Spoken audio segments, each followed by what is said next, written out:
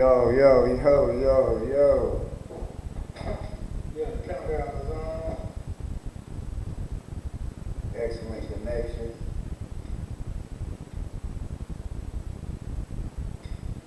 Yo, can you see me? Can you see me? Oh, there is a little small delay. Alright. The BeastLife Essentials. We're back. And we were talking about Dave's health and fitness journey and his incorporation of the taste method training system as well as the BeastLife fuel plan and how they work together. And we were giving you guys a brief overview of how, again, they work synergistically to help you triple the fat burn and replace the muscle faster. And now, one thing that Dave has done is he's kind of started by incorporating the BeastLife fuel plan and sprinkling in some of the taste method training techniques into his own health and fitness program. And so tell me a little bit about how that's been working, or I guess say the starting point for you and how we kind of put it together. Well, I mean, one of the things I realized is you got to start somewhere, right? And so I think I told you this story about we went through the whole pandemic, the whole quarantine and all that stuff. And for me it was a mental thing, because my life didn't really change with the quarantine because I work at home anyway. And so you like to call me a hermit. I'm not out in the streets and stuff anyway, so shutting it down was no big deal, but I think just from the mentality of it, like that first time, like I went to the store and you can't find toilet paper. I mean, that's crazy. And like all the meat and the vegetables, produce was gone. Not like I was shopping for a lot of produce at that time. I mean, I think I was doing some things I wasn't really serious about watching what I ate or anything. But during that whole thing, man, the shelf was full of potato chips, little Debbie's, all that stuff. So that's what I came home with. And 3 months later, it just dawned on me one day. I was cleaning my room, and I'm like, man, why don't these damn Swiss cake roll wrappers on the floor? Man, what the hell is really going on? I didn't hear anything about Swiss cake rolls. And so, look, I mean, just like anybody else, man, I think it was a little bit of a moment of shame, a little bit of guilt involved, But then more than anything, we really started this conversation we've been having about COVID and about the whole thing, talking about these pre-existing conditions. Knock on wood, as big as I am, out of shape as I am, I'm deceptively healthy, right? I don't have high cholesterol, I never dealt with high blood pressure, but medical marvel. Oh yeah, I'm a marvel of modern medicine, but I am 43 years old, right? So here's the thing, I'm a walking pre-condition, right? So just having those conversations and realizing that more than from a vanity standpoint of what you look like, which is important too. I think that's just part of all of our journey.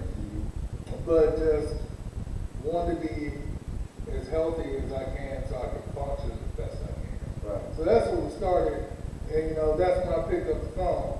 And I started sharing some of the things I was learning, I was interested in trying, and we started talking about the taste method, because we've been off and on at this thing for several years now. And I would say, it's been since June.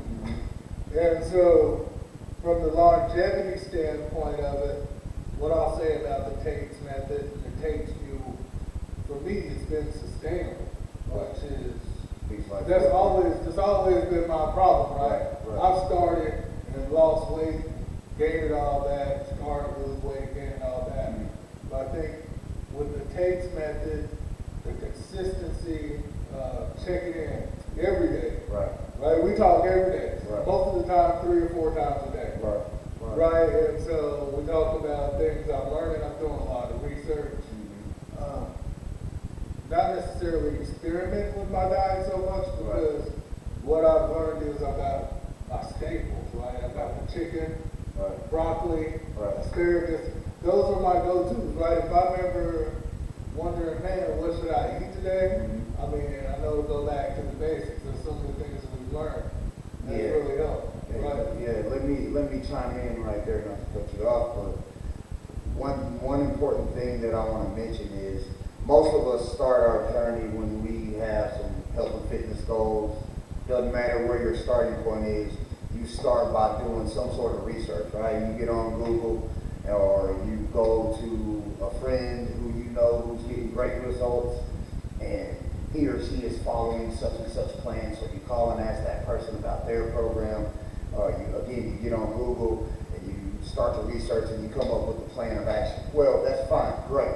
But one thing you and I have talked about and even argued about at some point, but it was good that we went through that process of make sure whatever research you're doing when you start this, make sure that it includes research that's based on your body type. One of the things that Big Dave was running into in good thing, the second point I want to make there is make sure if you have a good friend like ourselves, him and I have over 30 years of friendship. I happen to be a trainer and I was able to help them get started. If you have that, great.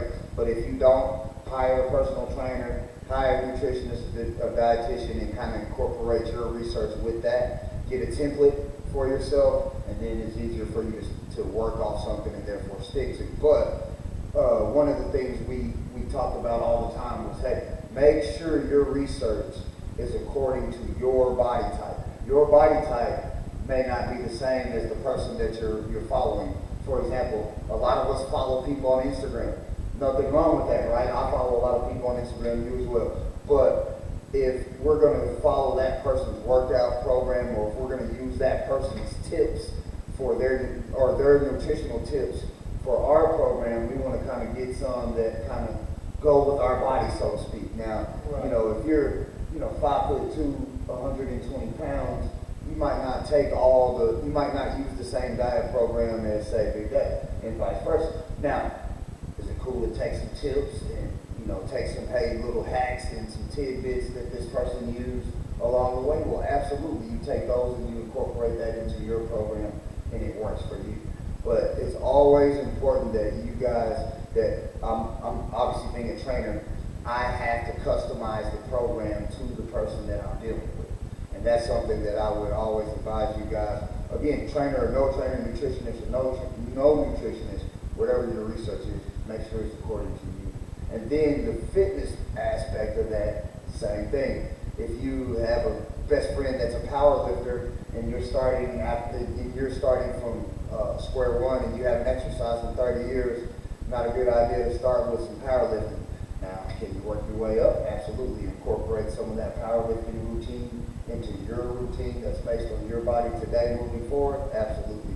We'll talk more about that moving forward. But back to what you're saying, so. Yeah, I was just saying, once you have your staples, you'll always have something to fall back on. Right. One of the other benefits of the BeastLife, and I think it's a misconception that people think that, it's expensive to eat healthy. Yeah. Now, you're going to invest, the foods you buy, yes, it's going to be a little more expensive, but what I found is I get by with less of it. Because first of all, the better the food source you have, the more sustainable you are, right? I mean, because when I was eating junk food, I was always hungry. Right. But I found that when I buy good food, Right.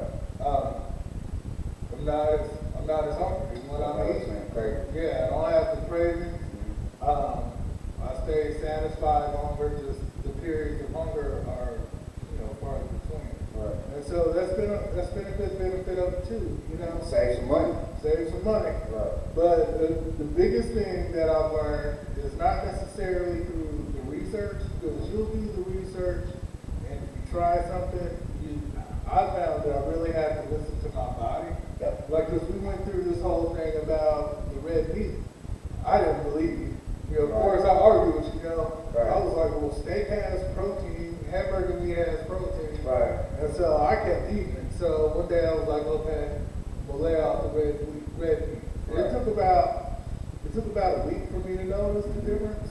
And that's what I mean by listen to your body. Right. Because right on the surface, we'll both agree, red meat in moderation, Right. okay for most people. Right. Right, and I didn't get off red meat for religious purposes or anything like that. Right. It's not a die-hard principle. I'm not saying I'm never going to eat red meat again. Right. But what I'm saying is I can tell the difference in the way my body feels when I eat red meat. Right. So naturally, I stay away from it. I don't eat it as much. And so, I think that's an interesting point for us to make right there, trying to have a little convo on is, and this is important for, again, the beginning stages of your health and fitness journey, especially when it comes to a diet or a meal plan. I don't like to use the term diet, but a fuel plan, meal plan, if you will. And the important thing is, like you said, finding your go-to, right? Most of us, we don't realize just how much processed food we're taking in on a regular basis. right. Most of us have ideas of what we consider healthy foods, like you said, speaking to the red meat, a lot of us associate steak and hamburger meat, tacos, if nothing else. Those are sources of protein. Remember, we went through our taco phase. We went through a taco phase. We were both making tacos and eating tacos 3 or 4 times a week. Right, and it was for me, it was because family of 4, easy to feed everybody and make sure you get enough food and protein for this beast workout I was doing. But Yeah, I just like tacos. and I love tacos too. But at the same time, if we're talking, hey, eating foods that fuel the burn, Right. the red meat was not fueling the burn in all actuality. Now, I should say, the red meat you were eating, and it's important that we point that out, we were eating a lot of brisket, we were eating ribs. Oh, you hit a little sorry about that. But we were having steak, brisket. It wasn't just lean sources of ground beef, organic grass-fed sources of steak. You could get away, it's a little bit easier, and we'll talk about this, we'll move into this next part of it. But again, he was having big pieces of red meat.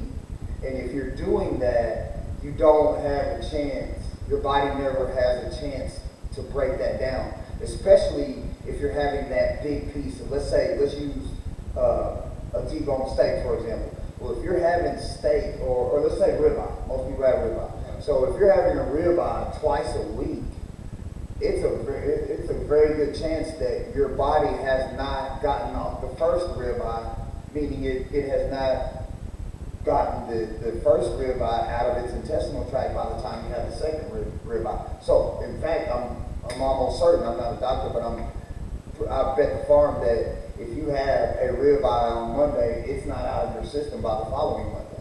So if you've had 2 in a week, you never get rid of it, and it slows down the metabolism because your body takes longer to break down that piece of meat. It's like a fire, right? How do you keep a fire going? You put small logs on the fire. So if we're talking food and fuel, we talk chicken, fish, asparagus, things that you can eat less of, that have more substance to it, and therefore takes your body. Your body goes through an internal workout to break that food down, and your body uses the nutrients in that food, but most importantly, gets rid of that food faster. Dave wasn't able to get off of that red meat as fast as we would like, and that was holding up his weight loss. Right. And so the thing that's important to note there, I know I got off on a little tangent, but it's important to notice that the protein source was good, right, from the red meat, but we can get that same protein source in a cleaner and more fuel efficient way for your body, right? And that for us was chicken, that was organic chicken, fish, salmon, wild caught fish. Those are the things that we use on the BeastLife fuel plan. We sprinkle in the red meat type things, and when we do, we want it to be,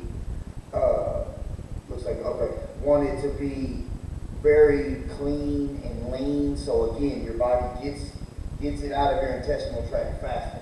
And so that's what we want to do. We want to eat to fuel the burn, not eat just to get the protein, if that makes sense.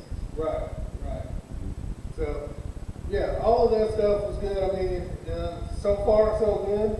You know, it's been since June 10th. Right. I'm down 82 pounds. 82 pounds since June 10th.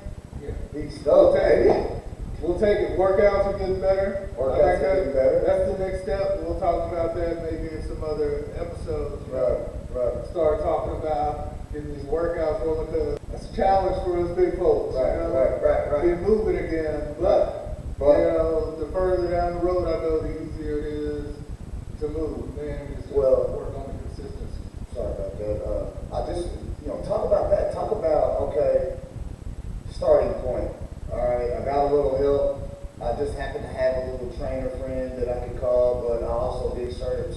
I developed a little program for myself, and now I needed to, especially with me in your ear, I knew you needed to incorporate some exercise. But one thing that you went through a little period in the beginning where you were starting your exercise,